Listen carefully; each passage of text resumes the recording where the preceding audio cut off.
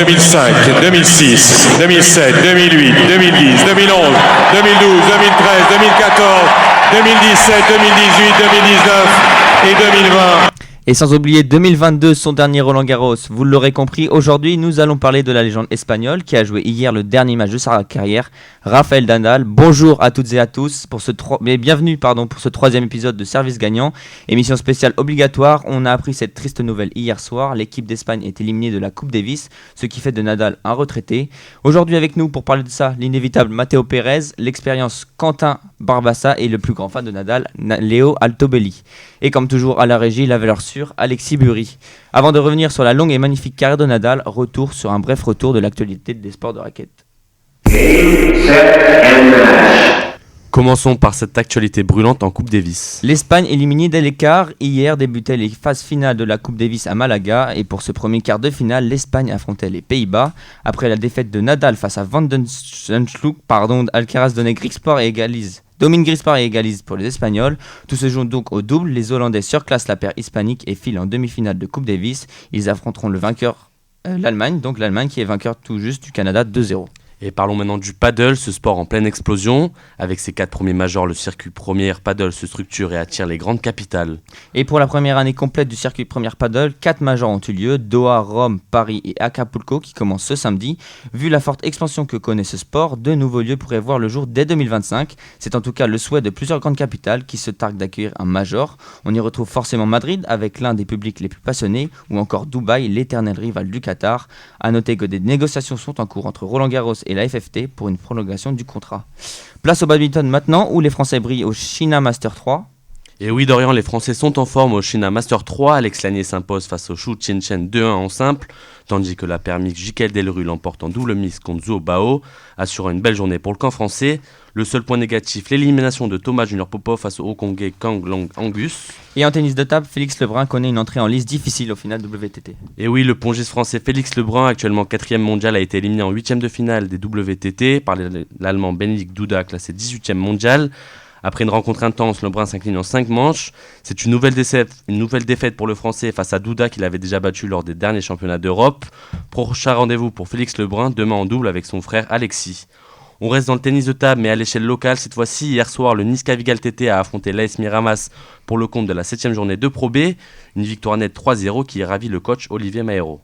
Ça aurait pu mal tourner. Le premier match, ça s'est passé à pas grand-chose, que ça tourne à l'envers alors qu'il y avait 2-0, 6-2, il se passait rien. Pour le deuxième match, coup du sort, panne de lumière qui a permis à Sohan de gagner. Et puis Jérém a été impérial, un très très gros niveau de jeu, voilà, 3-0 quoi. Un sentiment partagé par l'international roumain et joueur du Niska Vigal, Unor Șoț. We are happy. We were favorites in beginnings. We are good in the rankings, but it's never easy with them. So I'm happy we kept the focus during all the match. I started really good, 2-0-6-2. Then I lost a little bit of concentration. Then he started to play better, and then I had to fight it out. But yes, I managed to win 3-1. Avec cette victoire, les hommes d'Olivier Maero passent 2e au classement et peuvent espérer une qualification pour les playoffs. Prochain rendez-vous le 10 décembre face à Tours. Voilà, merci beaucoup. C'est la fin de ce flash, ce rapide tour de l'actualité des sports de raquette.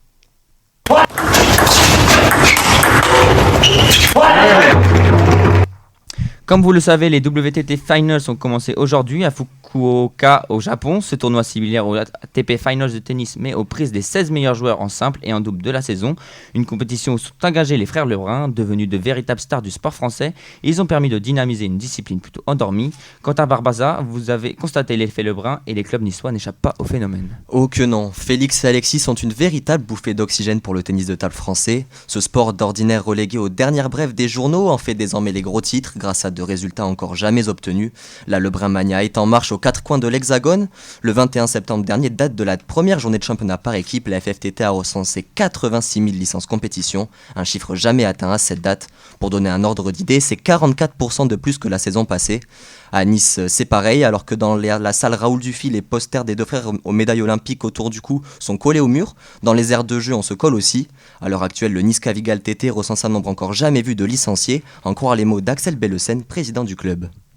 L'engouement autour du tennis de table depuis cet été, on le sent. On le sent par rapport à l'augmentation du nombre de licenciés. D'habitude, on finit l'année approximativement entre 250 et 300 licenciés, sachant qu'à peu près à la même période, on est autour de 120 licenciés et là on est à plus de 160 licenciés. Avec l'effet JO, l'effet des frères Lebrun qui sont des adolescents, finalement ça se ferait ressentir sur une population plus jeune. Des jeunes qui, grâce à Félix et Alexis, ont donc franchi cette saison les portes des clubs de tennis de table. Parmi eux, Rémi Roncin, il vient de prendre une licence dans un autre club de la ville, le CCF Nice. J'étais allé au JO cet été, où j'ai découvert plein de sports que je connaissais de loin, comme notamment le ping-pong, où j'ai vu les frères Lebrun pour la première fois. Ça m'a donné envie de me remettre au ping-pong, parce que je jouais quand j'étais petit avec mon père, mais j'avais jamais été dans un club. Cette année, je suis allé dans un club à côté de chez moi. J'ai eu la chance d'être bien accueilli et de voir que j'étais loin d'être le seul nouveau débutant cette année et de tous âges. Pour rappel, en 2023, le tennis de table était le 8e sport le plus pratiqué en France. Il y avait aux alentours de 228 000 licenciés à la FFTT. Aujourd'hui, selon les derniers chiffres, 165 000 personnes ont déjà adhéré. Il n'y a aucun doute, cette année, le record sera encore battu. Merci Quentin. Et récemment, on a pu voir le tournoi de Montpellier, où il me semble que tu as été présent. Qu'est-ce que tu en as pensé ? Alors oui, je suis allé à Montpellier, c'était fin octobre. J'ai vu tout simplement quelque chose que j'avais encore jamais vu dans une salle de tennis de table. Une salle pleine pendant une semaine entière. 8000 personnes à sauter comme dans un stade de foot, dos à la table. Une ambiance de fou et en plus Félix qui gagne. Donc franchement, le tennis de table est en train de prendre un tournant qui a été jamais vu. Moi je me rappelle, j'étais pas né, mais on a envoyé ça pour Jean-Philippe Gatien quand il gagnait en 93. Mais là, cette année, voir les frères Lebrun, ça donne un peu de peps à cette discipline qui le mérite. Exactement, puis même on a pu voir dans le public qu'il y avait toutes les générations confondues, du plus petit au plus âgé, donc on peut voir que le ping est un des sports qui peut rassembler toutes les générations. Bien sûr, parce que le tennis de table, c'est un sport je pense que tout le monde autour de la table a déjà joué au ping-pong, au camping, dans le garage de ses grands-parents ou même dans un club. C'est un sport multigénérationnel qui ne demande pas un impact physique très grand à moindre niveau. Donc oui, ça peut rassembler tout un public et c'est en train de le faire. Puis même pour nous, Quentin, qui sommes licenciés dans des clubs, ça nous fait plaisir de voir que le ping est en train d'être mis à sa juste valeur. Vous, qu'est-ce que vous en pensez, Léo et Dorian Moi, pour rebondir sur ce que disait Quentin, même à regarder, c'est vachement bien, ça va vite, il y a des points exceptionnels et le match ne dure pas longtemps comme un match de tennis, ça peut durer jusqu'à 3 heures, c'est vachement dynamique, à regarder, c'est trop bien, c'est pour ça que les gens s'y accrochent et peut-être ça donne envie aussi de jouer du coup. Et toi Léo, même si t'es fan de tennis Moi je regardais jamais, puis je m'y suis intéressé pendant les JO et là d'un coup je me suis mis à regarder, j'ai regardé les WTT à Montpellier. Et c'est un sport je trouve qu'il va avoir un avenir magnifique avec les frères Lebrun, mais il y a aussi une autre pépite française, je sais plus comment elle s'appelle. Flavien Coton. Voilà, j'ai regardé un de ses matchs et franchement c'est un magnifique sport. Puis même on voit au niveau des diffusions aussi, il y a beaucoup plus de diffuseurs sur l'équipe, sur Twitch, c'est en direct, c'est gratuit, donc ça permet justement à toute la population française de pouvoir regarder les matchs et ça fait du bien. Ouais, puis on les voit sur tous les plateaux. Moi, c'est du jamais vu de voir deux pongistes jeunes qui sont à peine majeurs sur tous les plateaux de JT, de toutes les émissions de talk. C'est du jamais vu, comme quoi, limite comme un footballeur. Donc, c'est ça. Bon, c'est l'effet JO, quoi. Exactement. Il est temps de passer à la partie de Rafael Nadal. He's unplayable at the moment. Vous l'aurez reconnu, le fameux cri du vainqueur de Rafael Nadal qui a joué hier le dernier match de sa carrière. Nous sommes allés dans la rue pour recueillir le ressenti des fans du Mallorquin et autant vous dire qu'ils sont extrêmement tristes. Je suis triste de sa retraite parce que voilà, c'est la fin d'une ère. J'étais un grand fan de Nadal parce que sur le terrain, il dégageait une énergie assez folle, contrairement par exemple à Roger Federer qui était assez classe et plutôt neutre sur un terrain. Nadal, il joue beaucoup en force avec beaucoup d'énergie. Pour moi, Nadal, c'est le plus grand joueur de l'histoire du tennis. Il m'a fait aimer le tennis étant petit. Et chaque tournoi, c'était une fixette sur Nadal parce qu'il fait rêver avec son jeu. Son jeu faisait rêver. Tout le long de sa carrière, la puissance, il était humble. C'est triste et j'espère qu'on reverra d'autres légendes comme lui plus tard dans son sport. Voilà, triste, c'est le mot qui ressort de tous ces fans de Nadal. Moi, je veux direct te parler à toi, Léo. Parce que t'es un grand fan de Nadal. Quel est ton ressenti hier ? Comment t'as vécu ce dernier match, déjà ce dernier double, même ce dernier match de Nadal ? Ce dernier match, je vais pas vous mentir, je l'ai un peu mal vécu parce que j'ai pas compris vraiment le choix de mettre Nadal en simple. Parce que un Nadal en double aurait été beaucoup plus logique, sachant que pour moi, Bautista Agut serait sorti vainqueur de son simple. Et donc on aurait peut-être pu voir un peu plus de Nadal. Maintenant, oui, forcément dégoûté, c'est mon idole depuis toujours. Quand j'étais petit, la première chose que j'ai faite quand je me suis inscrit dans un club de tennis, c'est d'essayer de reproduire le coup droit de Nadal en lasso. Quand je demandais à mon père, papa, viens, on regarde le tennis, vu que notre tournoi à nous c'est Roland Garros, le premier joueur qu'on voyait à la télé c'était Nadal. Sa combativité, c'est le joueur qui m'a donné envie de jouer au tennis avec Roger Federer, et forcément dégoûté de l'issue d'hier soir. Ouais, forcément, déjà, Roland Garros te parle, on est français, on a tous vu Roland Garros, donc on peut que admirer Nadal, même en étant fan de Djoko. Je sais pas, toi, Quentin, de qui t'es fan, si t'es fan de Djoko. Moi, j'étais plus team Nadal. Je vais donner, moi je suis né à Paris. Le premier match que j'ai vu de tennis de ma vie, c'était à Roland Garros, et c'était un Raphaël Nadal contre Paul-Henri Mathieu. Donc ça date un peu, c'était en 2006 ou 2007, je sais plus trop, une victoire 3-0 de Nadal. Mais c'était impressionnant, il volait sur le court, et puis je me suis dit mais lui c'est un extraterrestre. Donc je suis tombé amoureux de suite, et puis après je l'ai suivi. Quand j'ai pris ma première licence au tennis, avant de faire du tennis de table, mon club c'était sur terre battue, donc on jouait que sur terre quasiment, donc le god de la terre c'est Nadal. Donc moi j'étais team Nadal. Donc tu veux ressembler à Nadal forcément, qui joue sur terre battue. J'ai pas le bras, mais... Et puis les plus grands matchs de tennis de tous les temps, il y a souvent Nadal dedans. La finale de 5 heures entre Djoko et Nadal à l'Open d'Australie, il me semble. C'est peut-être le plus beau match de l'histoire. Il y a Nadal, il y a 2 ans, face à Medvedev en finale de l'Open d'Australie. Il fait la remontée, je pense que c'est une des plus belles remontées de l'histoire du tennis. Avec Nadal, on savait qu'on n'allait pas s'ennuyer.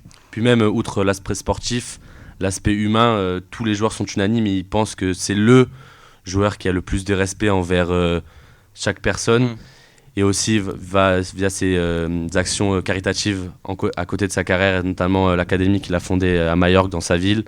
Donc on peut que respecter cette grande personne. C'est sûrement l'un des joueurs les plus humbles du circuit. Même hier, quand on lui demande, lors de l'hommage après le match, le journaliste lui demande que voulez-vous qu'on retienne de vous après ? Il a répondu je crois que j'étais une gentille personne. Pour vous dire comment il est humble. C'est quand même quelqu'un qui a remporté 22 grands chelems, 36 Masters 1000, 92 titres. Il y a toutes les stats, c'est l'encyclopédie. Voilà, c'est ça. Mais quand on disait, c'est sur le court qu'il est humble, mais aussi en dehors du court. Enfin, tu parlais de l'académie qu'il a créée, ça parle en dehors du court. C'est quand même... Je sais pas comment dire, en fait, j'ai pas les mots, mais déjà, ça a été très triste hier. Enfin, on a regardé avec Mathéo, justement, la finale. On n'espérait pas qu'il perde. Il a perdu. On n'a pas lâché des larmes non plus. On n'est pas... Je pense qu'il y a forcément des gens, des fans absolus, plus que Léo, qui sont forcément d'acheter des larmes, mais c'est quelque chose quand même. C'est quand même quelqu'un de ce sport qui va manquer à ce sport, et avec tous ces coups qu'il nous envoyait, tous ces cris même aussi, parce qu'on l'a entendu tout à l'heure, il a des cris, et même ça, le fait d'être maniaque et tout, c'est quelqu'un. Enfin, c'est la personne, c'est quelqu'un. Après, on peut regretter justement sa fin de carrière avec ses derniers matchs. On l'a pas vu avec 100% de ses capacités, justement hier, comme le disait Léo. Pourtant, c'était un match en 2-7. On aurait pu penser qu'il tienne la cadence. Mais au final, on a bien vu que Van de Zandschulp était bien meilleur au niveau physique et dans tous les compartiments du tennis. Et ça, vraiment, pour les jeunes joueurs qui arrivent, qui sont nés il n'y a pas longtemps, ils ne vont pas avoir cette image que nous, on a pu avoir de Rafael Nadal. Qu'est-ce que t'en penses, Léo ? Finir face à Botic Van de Zandschulp, qui est franchement pas un joueur qui fait rêver, ça fait un peu mal. Et même il finit à Roland Garros face à Alexander Zverev en se prenant 3-7-0, hélas. Ça fait un peu penser au départ de Federer aussi, qui s'était pris 3-7 face à Hurkacz, dont une bulle à Wimbledon. Enfin voilà, je pense que les deux ont un peu loupé leur sortie, même si Federer c'était un peu émouvant à la Laver Cup. Là, hier, je trouve qu'ils ont un peu quand même manqué l'adieu de Nadal. Il n'y avait pas trop d'émotion après le match. Puis même l'ambiance pendant son match, je sais pas ce que vous en avez pensé, mais de la télé, ça rendait vraiment pas bien. Il n'y avait pas une ambiance comme on aurait pu attendre. J'avais même l'impression qu'il y avait plus d'Hollandais dans la salle. C'est ça. Ouais. Donc on peut regretter. Puis tu parlais de l'adieu de Roger Federer. Moi, personnellement, j'aurais préféré que Nadal parte dans ces conditions-là que comme il a fait hier. Mais bon, ça, malheureusement, c'est passé. On peut pas revenir en arrière. Et on a voulu aussi voir l'autre côté. C'est ça, parce qu'on a que des fans de Nadal sur la table, mais on a voulu demander aux fans de Djokovic qu'est-ce qu'ils pensent de cette nouvelle. Je suis un grand fan de Djokovic. Le fait que Nadal ait pris sa retraite, ça met quand même un coup au moral parce que sans Djoko, il n'y a pas Nadal et sans Nadal, il n'y a pas Djoko. On connaît la rivalité qu'il y a eu entre les deux sur le circuit et c'est un peu ce qui a donné cette magie au tennis. La fin de carrière de Nadal, c'est un vrai choc. On savait que ça faisait quelque temps qu'il n'était pas forcément au top, mais moi ça m'a fait forcément un peu de peine, même étant fan de Novak Djokovic. C'est le plus grand duel pour moi de ce sport entre les deux et ça aurait pas été la même sans lui. Donc c'est vrai que son départ à la retraite, c'est un vrai choc pour nous tous, je pense, fans de tennis et fans de sport en général. Voilà, les grands fans de Djokovic disent que sans Djokovic, il n'y a pas Nadal, sans Nadal, il n'y a pas Djokovic. Je sais pas ce que vous en pensez, je pense que ils ont raison. Faut rajouter Federer. Federer, mais... Bah oui, alors j'ai pas le chiffre exact, mais je crois qu'ils se sont rencontrés plus de 60 fois. Ouais, je sais plus, j'ai pas les chiffres exacts non plus. Mais... Et les 60 fois, c'est souvent des matchs à très fort enjeu, des demi-finales de Grand Chelem, des finales de Grand Chelem. Et à chaque fois qu'on avait un Nadal-Djokovic, on savait que ça allait être un match de fou, à part peut-être les finales de Roland-Garros où Nadal était vraiment au-dessus. Sinon, on savait que ça allait être des matchs de malade. Ouais, tu passais devant la télé, tu savais que tu allais passer un bon moment, même si ça dure 3 heures, parce qu'on en reparlait tout à l'heure, c'est très long un match de tennis, mais dès que tu vois Nadal-Djoko, tu as envie de regarder tout et c'est... On se lasse pas, c'est des points inhumains, les deux ils sortent avec un Nadal physique, un Djoko qui renvoie tout. Puis même on se rend pas compte de la chance qu'on a eu de connaître ces ces 3 stars du tennis. On peut les comparer à Messi et Ronaldo dans le football, mais c'est vrai que nous, dans notre génération, on a eu la chance de connaître ces énergumènes, parce qu'à ce stade-là, c'est plus des humains pour moi. Ils sont tellement forts, tellement entraînés que... Ils ont tellement dominé le tennis. Nadal, je pense qu'on verra jamais quelqu'un dominer autant sur terre battue. On se rend pas compte, 63 titres sur terre battue. C'est quelqu'un qui gagne 14 fois Roland Garros, on reverra plus jamais ça. Jamais. Puis même avec la nouvelle génération, je sais pas ce que tu en penses, Quentin, mais je pense pas qu'on aura des nouveaux Djokovic, Nadal, Federer, parce que même si Carlos Alcaraz, Yannick Sinner et Alexander Zverev sont de très très bons joueurs, mais je pense pas qu'ils sont autant complets que... Ouais, parce que moi je pense que là on a un moment, une page qui se tourne de l'histoire du tennis. Et ces trois joueurs ont dominé complètement le monde de la balle jaune depuis une vingtaine d'années. Là, en ce moment, il y a peut-être plus de joueurs qui sont capables de gagner un grand chelem, selon moi. C'est ça, exactement. Donc je pense que les titres vont plus se répartir entre tout le top 10 mondial que ces 3 joueurs-là, le Big Three, qui vont... Peut-être qu'on verra un joueur français remportant un grand chelem. C'est exactement ça, il y a beaucoup plus de joueurs qui vont se partager, parce que là, il y a pas, dans la nouvelle génération, il n'y a pas de joueurs qui dominent vraiment la terre battue. Parce que finalement, Zverev, il se fait un peu vieux quand même, 27 ans. Alcaraz, il n'est pas tant dominant que ça sur terre battue, donc ça va peut-être se partager entre Alcaraz, Sinner, et il ne faut pas oublier Holger Rune, qui peut peut-être revenir très fort. Voilà. On est là sur la fin du débat. Dodo, tu nous as... Ouais, je vous ai préparé un petit quiz, donc forcément spécial Nadal, il y a 10 questions. J'espère que je pense que Léo va... Faut lui couper son micro. Parce que j'essaie d'aller chercher des questions assez compliquées, parce que pour toi...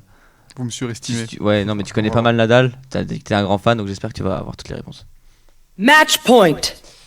Alors, première question. Bon, je crois que la première question elle est assez simple. En plus, tu as dit le chiffre tout à l'heure, donc ça m'a fait un peu... C'est Rafael Nadal en simple durant sa carrière, c'est combien de titres? 92. Et voilà, 92, dont 22 grands chelems. Il l'a dit tout à l'heure, en fait, il a tous les chiffres, ça le problème. J'espère que vous allez pouvoir concurrencer Quentin et Mathéo, mais ça va être compliqué. Du coup, deuxième question, sur quel tournoi du Grand Chelem Rafael Nadal a-t-il perdu le plus de finales? Wimbledon. Oui. Wimbledon pour Quentin et Mathéo. L'Open d'Australie. C'est encore Léo qui gagne, tu sais. 5 4. En fait, il y a 2 victoires pour 4 défaites en finale à Melbourne, 2 victoires pour 3 défaites à Londres, 4 victoires pour 1 défaite à New York et 14 victoires à Paris pour 0 défaite, forcément. Bon bah Léo encore, essayez d'avoir un petit point quand même parce que je sais qu'il est très fort. En quelle année Rafael Nadal devient-il numéro 1 mondial pour la première fois de sa carrière? 2008. Vous l'aviez? Je l'avais celle-là, mais... Moi j'aurais dit plus tôt, moi. Je l'avais, mais c'est après Pékin. Il gagne les JO de Pékin, il me semble. Peut-être après Roland, non? Ouais, mais Roland, dans la même année, il gagne 2005, Pékin, je crois. Il gagne les JO. Les JO de... Ouais, c'est ça. Et il bat... Putain, il dépassait Roger Federer après avoir remporté Roland Garros, Wimbledon et les Jeux Olympiques. Quatrième question du coup. 3 points pour toi Léo. Qui a battu Rafael Nadal? C'est plus facile, va falloir être rapide. Qui a battu Rafael Nadal lors de son dernier match aux internationaux de France? Alexander Zverev. Bien Mathéo, super. T'as le score ou... 3-0. Après, c'était 3-0 et après... détail de chaque set, je l'ai pas. 7-5, 6-4, 6-2, non? 6-3, 7-6, 6-3. Il y avait un 7-6. S'il avait le score parfait, j'arrêtais. Ouais, moi aussi je pense que j'arrêtais le quiz maintenant tout de suite. Question 5, contre qui Nadal a-t-il disputé son premier match sur le circuit majeur? Je l'ai. Je vous laisse un peu réfléchir quand même. C'est... Moi je l'avais pas, honnêtement, je le connais... Enfin si, j'ai déjà entendu de nom. Non. C'est vieux en plus. C'est en 2002, à Majorque. J'aurais pas. Tu l'auras pas non plus? Non. André Agassi. Ok, c'était trouvable. Vous connaissez quand même? André Agassi, c'est un des plus grands. C'est un très très grand joueur. André Agassi, c'est le deuxième seul joueur avec Nadal à avoir réalisé le Grand Chelem doré, c'est-à-dire remporter les 4 plus les JO. Ok, c'est d'accord. le seul avec Nadal à avoir fait ça. Merci pour la précision. Ouais, du coup, Nadal, il a disputé son premier tournoi ATP chez lui à Majorque, comme j'ai dit, en 2002. Et il avait gagné en éliminant paraguayen Ramon Delgado 6-4, 6-4. Son entrée en lice. Et André Agassi, oui, très très grande légende du tennis. Ok, question 6 du coup. Ouais. Qui est le seul Français à avoir battu Rafael Nadal sur terre battue? Tsonga. Non, c'est sa surface de prédilection. C'est pas Tsonga. Non, c'est pas. C'est pas un joueur très connu. J'ai plus son nom. J'ai la lettre en de son 2004. C'est un O, la lettre de son prénom, ouais. C'est ça. Et le nom de son nom de famille, c'est un M, non? Oui, c'est ça. Le O, c'est le début de son prénom. La première lettre de son prénom. Le M, c'est la première lettre de son nom de famille.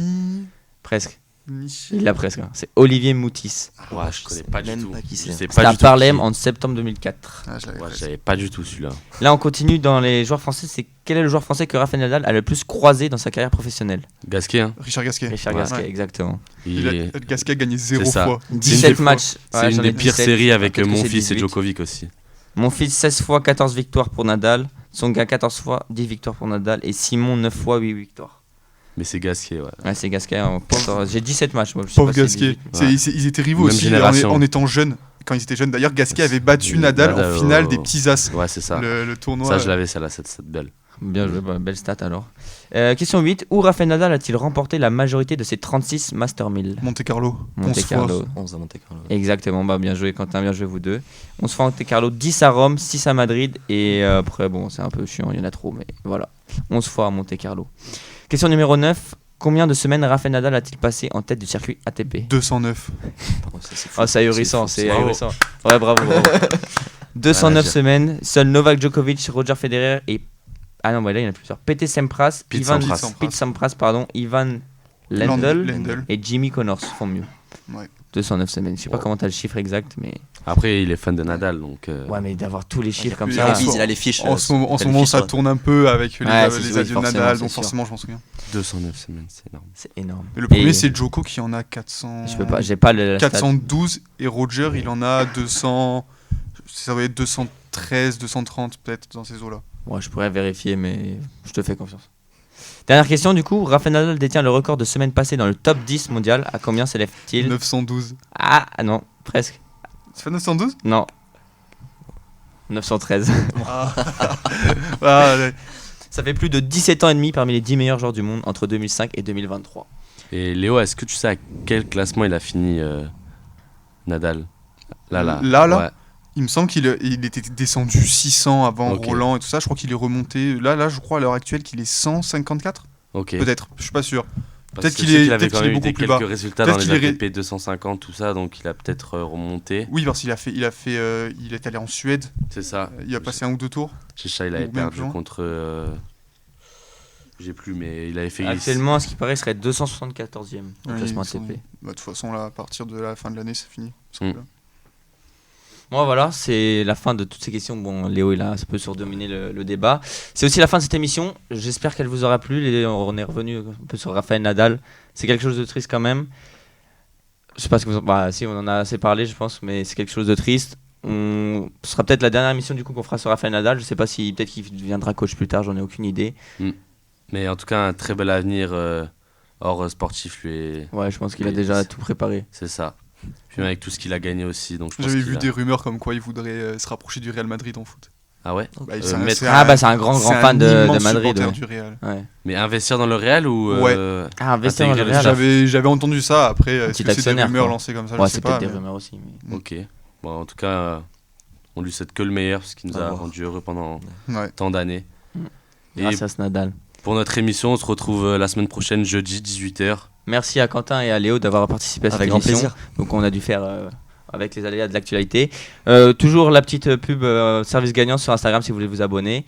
Et puis nous, comme Mathéo disait, maintenant on passe toutes les semaines sur EDJFM, toujours 18h le jeudi. Bon là c'était exceptionnel, c'était le mercredi. Mais on vous remercie et puis on vous dit à la semaine prochaine. Bonne soirée. Bonne soirée.